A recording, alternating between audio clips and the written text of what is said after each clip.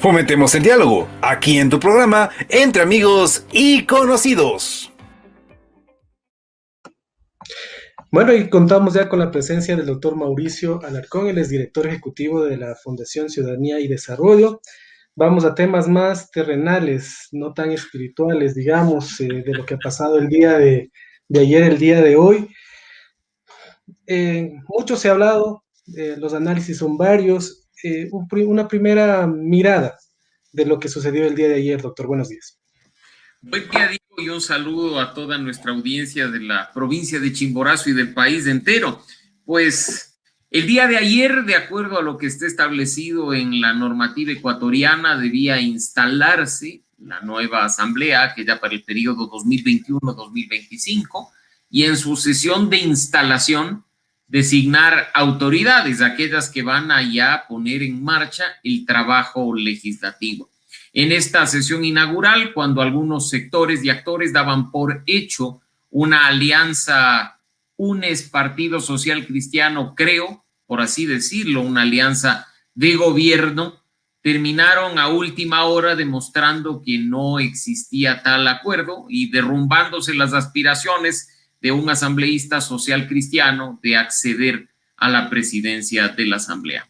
Esto, en definitiva, creo que es un fiel reflejo de lo que vive nuestra política nacional, una política de improvisación, de falta de principios, de falta de valores, de simplemente actuaciones por conveniencia para alcanzar el poder por alcanzarlo.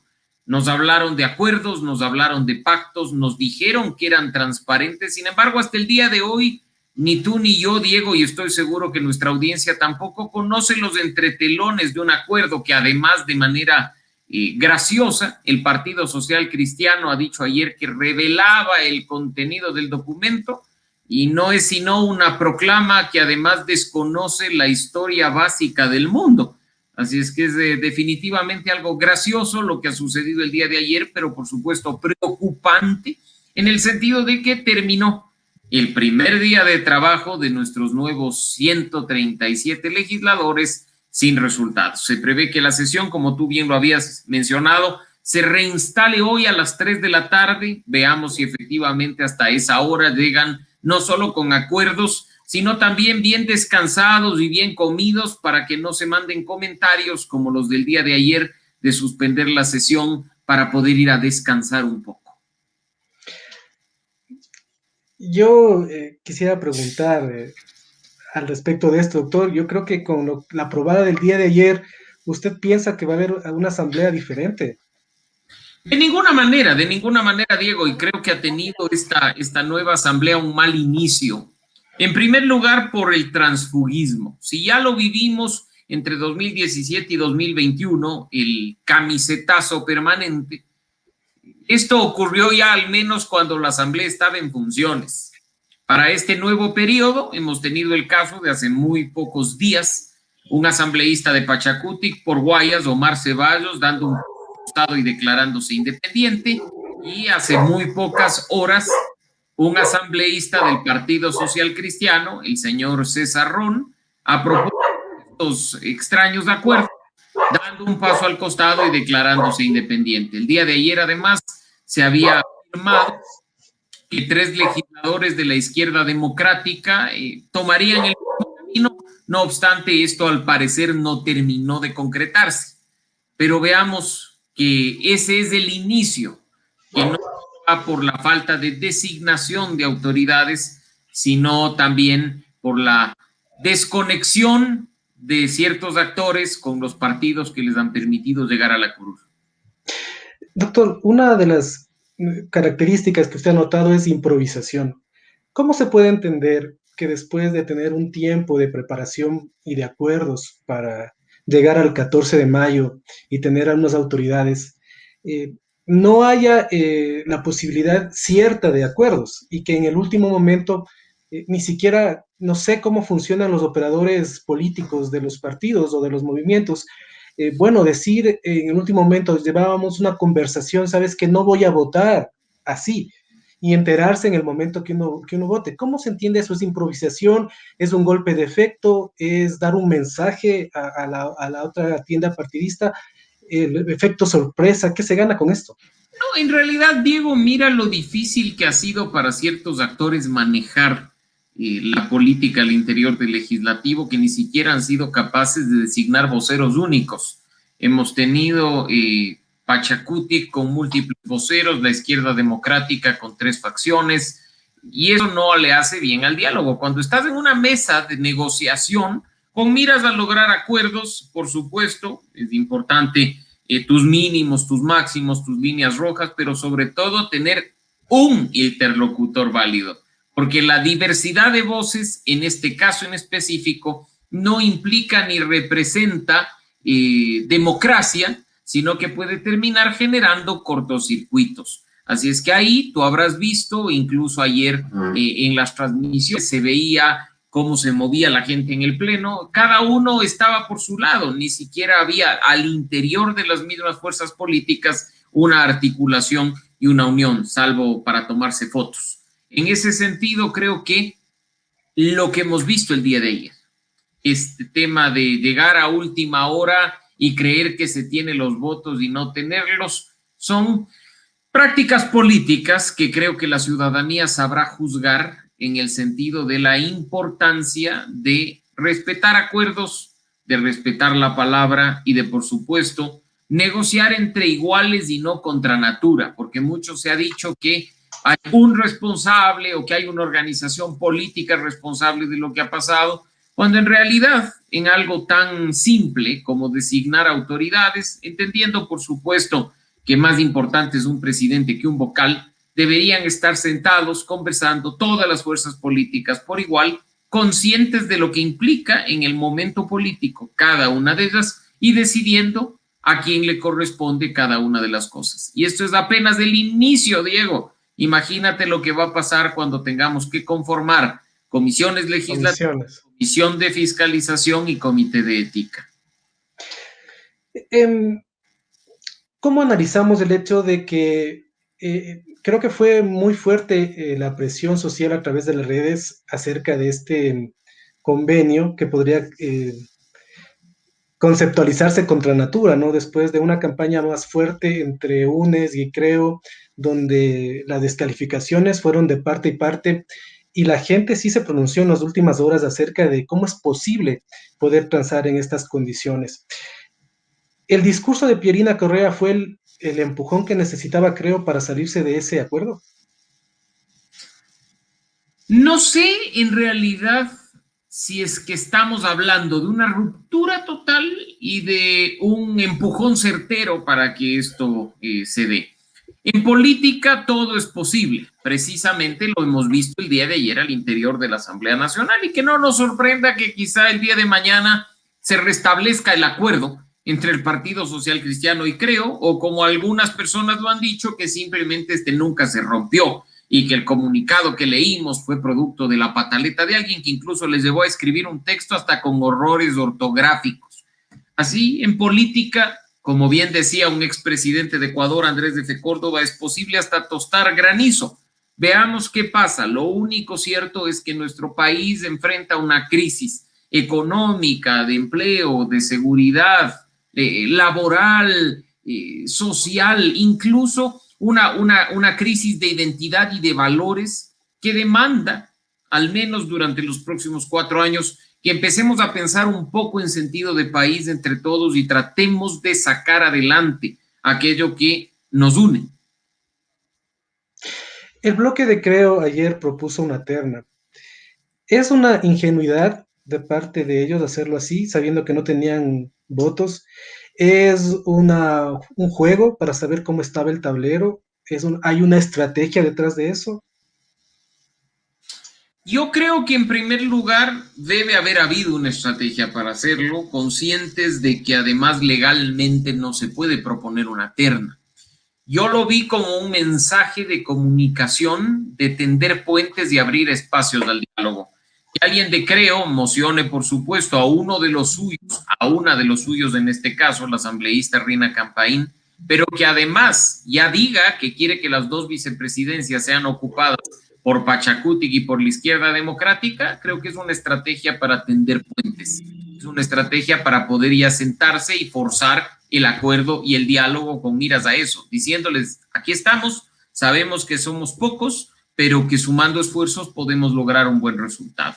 Que así sea, espero que en esa línea lo que vimos el día de ayer pueda dar algún buen resultado hoy, mañana o a más tardar el día lunes. Incluso tú habrás visto que no solo viene la estrategia de Creo, sino también la de Pachacuti. Rafael Lucero mociona el nombre de Salvador Quispe, este obtiene apenas 44 votos positivos, pero un mensaje nuevamente de todas las demás organizaciones políticas que muy pocas personas vieron es que esa candidatura no obtuvo un solo voto en contra. Todos los demás votos fueron abstenciones, 44 positivos, los demás abstenciones. Ojo con ese detalle. Ahí están los mensajes que la política y los políticos quieren dar y que, como digo, espero den algún resultado hoy, mañana o a más tardar el día lunes. O sea, estamos como en una telenovela en vivo, ¿no? Donde los mensajes, tratamos de obtener los mensajes de lo que nos dicen las intervenciones, que a veces pueden parecer contradictorias de actitudes. Salvador Quispe en su intervención se muestra abierto a una colaboración con el gobierno, a recibir esa mano tendida, etcétera, pero el discurso de Lucero es un poco más fuerte, ¿no? En el sentido de decir, ojalá sea verdad y que con unas palabras un poco más de presión. ¿Cómo entender dentro de Pachacuti estas posiciones que se pueden parecer diferentes o por lo menos en actitudes un poco contrarias?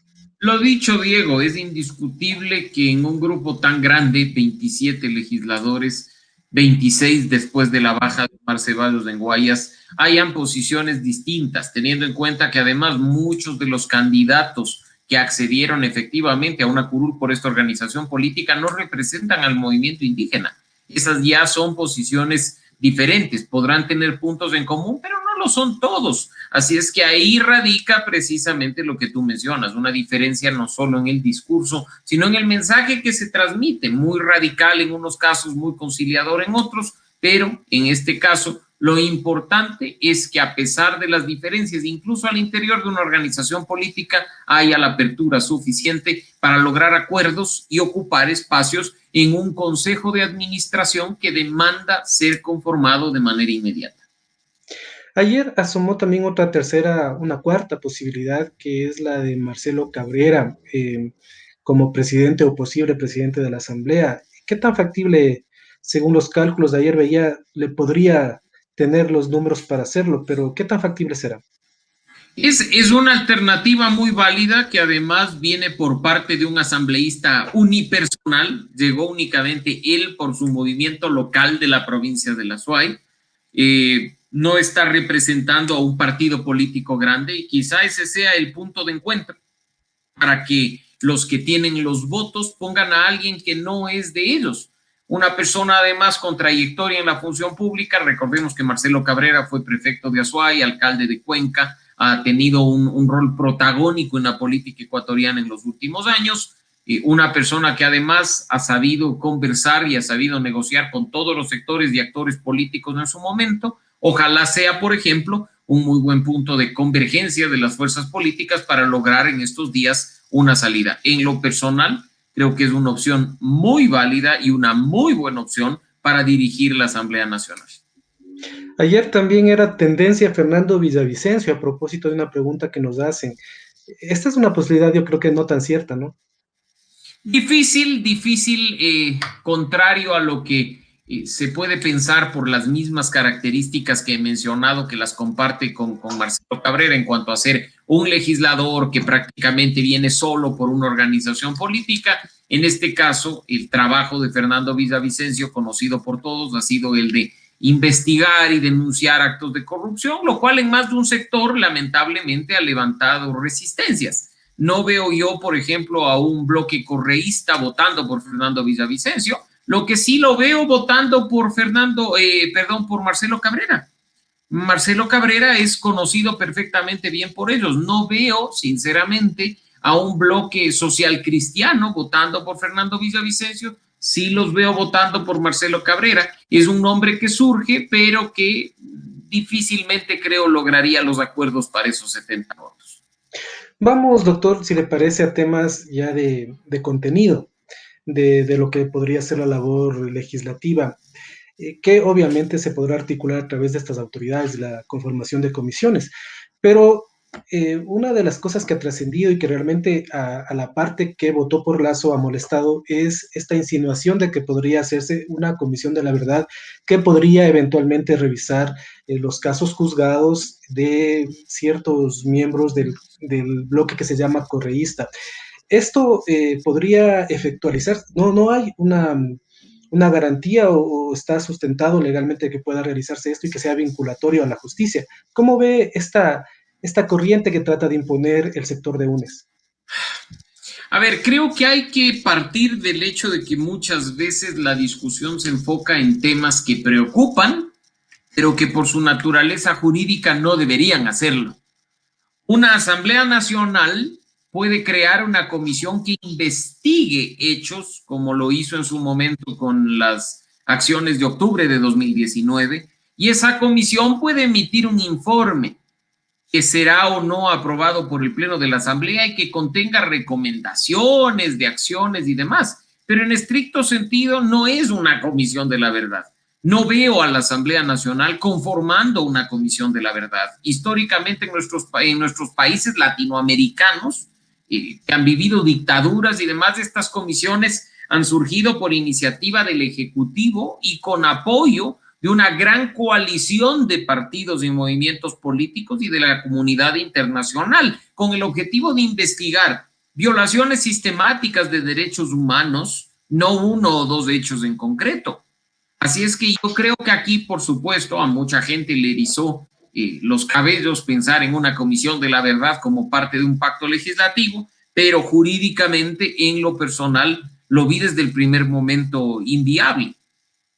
El hecho de que haya existido opacidad en el diálogo, opacidad en los acuerdos, aumentó las sospechas sobre las existencias posibles de comisión o comisiones de esta naturaleza. Ninguna organización política trató de eliminar las dudas de la ciudadanía, pero como digo, en la práctica, en lo personal me ratifico, lo considero poco viable. Vamos con lo siguiente, el tema de lo que necesitará el presidente para gobernar, que reformas, ¿no? Por ejemplo, al tema del trabajo. Hay grupos como Izquierda Democrática, como Pachacuti, los mismos UNES que seguramente estarán opuestos a la propuesta del gobierno. Lo mismo ya ha sido inflexible el bloque de Pachacuti con respecto al tema de la minería. Entonces dicen que son temas rojos que no van a cruzar. En este sentido, si la propuesta de Creo va por otro lado, ¿usted piensa que va a tener una salida, una forma de gobernar y aplicar ese plan que el presidente electo Lazo ha propuesto? Indiscutiblemente, Diego, llegar a un acuerdo no implica cerrarse y tomarse de la mano en absolutamente todos los temas que se discutirán al interior de la Asamblea Nacional. Implica llegar a acuerdos específicos que tienen que estar perfectamente bien redactados y discrepar en aquello en lo que no haya coincidencias. Por eso precisamente yo no veía en la alianza que hasta hace muy pocas horas se había configurado, la de UNES, Creo y Partido Social Cristiano, un acuerdo programático, sino un acuerdo puntual de designación de autoridades. Porque si yo me siento con mis contrarios a hablar de una reforma laboral, no voy a llegar a un acuerdo, estoy seguro. Si yo me siento con los contrarios a hablar de una reforma económica, cuando ellos han criticado el, entre comillas, neoliberalismo y del otro lado han criticado al socialismo del siglo XXI, no va a ser viable. Entonces, esas líneas rojas tienen que permanecer de manera obligatoria cuando se hagan estos acuerdos, cuando se inicien incluso las negociaciones. Acordar implica llegar a puntos comunes específicos que no necesariamente en este caso representarían el 100% de actuaciones legislativas. Otro de los temas que también ha molestado a un grupo de la población que no votó por el correísmo, por UNES, es el hecho de que se dejó entrever que la próxima asamblea podría proponer un juicio político, por ejemplo, a la fiscal general de la nación. ¿Qué nos trata de decir este tema? O sea, está en su potestad, digamos, ¿no? Pero más allá de lo político, ¿qué nos quieren decir con este tema de bajarse a la fiscal? Partamos de un hecho. La Asamblea Nacional tiene atribución de fiscalizar y en ejercicio de esa fiscalización iniciar un juicio político contra la gran mayoría de autoridades del Estado. No solo el presidente de la República y sus ministros, sino incluso autoridades de las otras funciones del Estado. La atribución está ahí. Para esa atribución poder ser ejercida se requiere llevar a cabo un proceso. Ese proceso no es unilateral, no es individual, requiere de otras fuerzas políticas, también requiere acuerdos, diálogos, incluso votos. Recordemos que para unos casos se tiene la posibilidad de destitución con los 70 votos, para otros la mayoría calificada de poco más de 90. En ese sentido, si tú me preguntas a mí, ¿hay la posibilidad de enjuiciar a la fiscal general? La hay. ¿Políticamente existe la atribución? Sí. ¿Jurídicamente existe la atribución? También. ¿Se puede, en función de sus actuaciones, configurar una causal para este juicio político? Probablemente sí, porque ya sabemos que al interior de la Asamblea, como hemos visto en últimos casos, esto se maneja a discreción, incluso por encima de lo que la normativa dice. ¿Habrán los votos? No lo sabemos. Esa amenaza siempre va a estar presente y no nos olvidemos, Diego, organizaciones políticas que están ya en la Asamblea, como UNES o como Patriótic, que no solo han dejado correr rumores respecto a un juicio político a la fiscal, sino incluso un juicio político a los miembros del CNE o a los miembros del Tribunal Contencioso Electoral. Me imagino que tan pronto arranque oficialmente la Asamblea 2021-2025, empezaremos a ver si apuntan o no hacia esos frentes. ¿Qué perspectivas tiene entonces el presidente electo Lasso desde el 24 de mayo con esta asamblea? Estábamos hablando del tema de gobernabilidad realmente. ¿Qué perspectivas ciertas tiene de gobernar? Él puede gobernar en función de las atribuciones que la Constitución le establece, pero no puede desconocer la importancia de trabajar en equipo con la función legislativa. Esto no implica violar la independencia de la Asamblea Nacional, esto implica trabajar de la mano de los 137 legisladores. Si del total de miembros de la Asamblea, su partido político ni siquiera alcanzó el 10% de representación, tiene 12 de esos 137 legisladores, creo que evidentemente necesita buscar aliados, llegar a acuerdos y tratar por todas las vías posibles de que las propuestas que haga hacia la Asamblea Nacional sean discutidas responsablemente y aprobadas responsablemente para traer beneficios al país. Esperemos que esto efectivamente pase. Mucha gente ve como un problema de gobernabilidad y lamentablemente en estos días esa palabra creo que ha quedado bastante vacía y es la primera a la que todo el mundo se agarra para justificar acciones. En ese sentido, lo más importante, Diego, es que se tenga un norte claro, que sepa el presidente lo que puede hacer por su cuenta, que sepa para qué necesita a la Asamblea y que precisamente acuerdos como los que se están dando en este momento no pasen únicamente por designar autoridades, sino por conocer esas líneas rojas que mencionamos hace un momento o esos puntos en común que se requiere para poder avanzar. ¿Cómo mantener o capitalizar por parte del presidente electo el apoyo de la gente? Hay una mayoría que votó sin desconocer que hay otro sector importante que no lo hizo, pero ¿cómo hacer para capitalizar y esto que haya estabilidad, ¿no?, dentro de un gobierno democráticamente electo? Actuando, nada más que actuando, Diego. Son los actos del presidente de la República los que van a demostrar a aquellos que votaron forzados en una segunda vuelta o incluso aquellos votos que le fueron esquivos, que es posible gobernar para un país y no solo para un grupo selecto de ecuatorianos, que es posible trabajar, como él lo ha dicho, en un Ecuador del encuentro y no simplemente para mi partido o movimiento político. Hay que esperar a ver qué hace el presidente para empezar a juzgar sus acciones. Hay que empezar a hacer control social, a hacer vía ciudadana respecto a todo lo que desde el Ejecutivo se haga a partir del 24 de mayo. No debemos quedarnos cruzados de brazos, ni para dejar de apoyar cuando sean acciones positivas, ni para dejar de criticar cuando se cometan errores, pero tener claro, como ciudadanos responsables, que es vital mantener viva la democracia participativa y que nos corresponde como ecuatorianos de bien pasar de la crítica a la propuesta, de la crítica a la acción. Doctor, finalmente, para terminar, parte de esta veeduría social es saber lo que está pasando en la Asamblea, estar pendiente, y el trabajo que ustedes hacen como fundación es muy importante porque sabemos, gracias a lo que ustedes llevan como Ciudadanía y Desarrollo, quién va, quién falta, quién, cómo votó, quién no votó.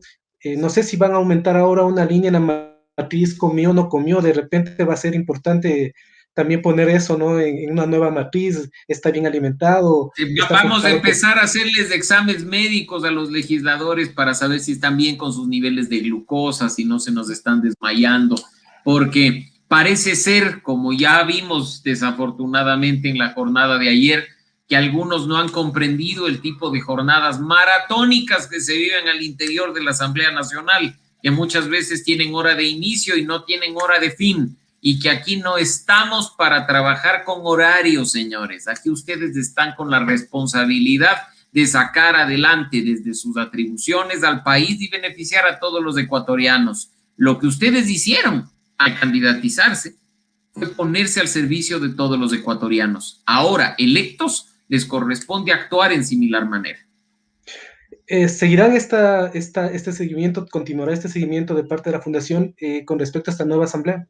Permanentemente, Diego. Nuestro observatorio legislativo ha cumplido ya 10 años trabajando, no solo, como he dicho, en levantar información y datos de lo que hacen o no hacen los legisladores, sino proponiendo mejoras en la transparencia, en los espacios de participación, en la ética y en la probidad de nuestros legisladores. Así es que ahí vamos a estar entre 2021 y 2025 diciéndoles a los ecuatorianos quién está cumpliendo y quién no a cabalidad el rol que nosotros con nuestros votos le otorgamos.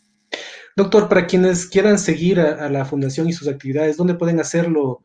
¿En qué cuentas? ¿A través de qué conexiones? En nuestra página web, Diego, www.ciudadaniaydesarrollo.org, van a tener acceso no solo a nuestros informes, sino que ahí podrán ver las iniciativas y a través de esa página principal visitar las páginas de cada una de ellas, seguirnos a través de las redes sociales. En Twitter nos encuentran como FCD Ecuador, en Facebook como Ciudadanía y Desarrollo, y todo lo que hacemos está permanentemente promocionándose y comunicándose a través del Internet y las redes sociales. Así es que esperamos que ustedes compartan los contenidos una vez revisados y analizados y que por supuesto participen permanentemente de estas discusiones de ciudadanía responsable. Doctor, yo le quiero agradecer, también recomendarle, por favor, no se olvide esas matricitas donde ponga comió, y si está bien, si emocionalmente está bien, si sabe cómo está su familia en la provincia o no, porque de repente eso puede causar graves problemas al momento de tomar decisiones para el beneficio de todos. Fuera de chiste, creo que esperamos que las cosas se puedan viabilizar en beneficio del país. Gracias, doctor, por su apertura. Gracias, Diego, siempre un gusto, un gran abrazo a la provincia de Chimborazo y a los oyentes de todo nuestro país. Así es que siempre a las órdenes, encantado de poder estar con ustedes y como dije, sigan nuestro trabajo e involúcrense, que la ciudadanía activa es la que sacará adelante a este país. Muchas gracias. Ha sido el doctor Mauricio Alarcón, él es director de la Fundación Ciudadanía y Desarrollo, que hace un seguimiento de la actividad legislativa y, como nos ha contado, también realiza también propuestas de transparencia, de mejor control social, que es muy importante. Ustedes pueden ir a esta página, seguir qué están haciendo sus legisladores, pueden saber si ha faltado, si no ha faltado, qué proyectos ha presentado, qué proyectos no, cuáles se han aprobado. Es decir, pueden estar más pendientes de lo que haga la próxima asamblea para que puedan ustedes también tener una opinión mucho más informada de lo que está sucediendo en nuestro país. Hoy a las 3 de la tarde se reinstalará la Asamblea Nacional, en donde su punto focal será la elección de las nuevas autoridades. Esto no sabemos si sucederá el día de hoy, si habrá consensos durante estos momentos, estas horas, se deben estar haciendo todos los análisis respectivos y necesarios para poder llegar a consensos y saber quiénes son las próximas autoridades.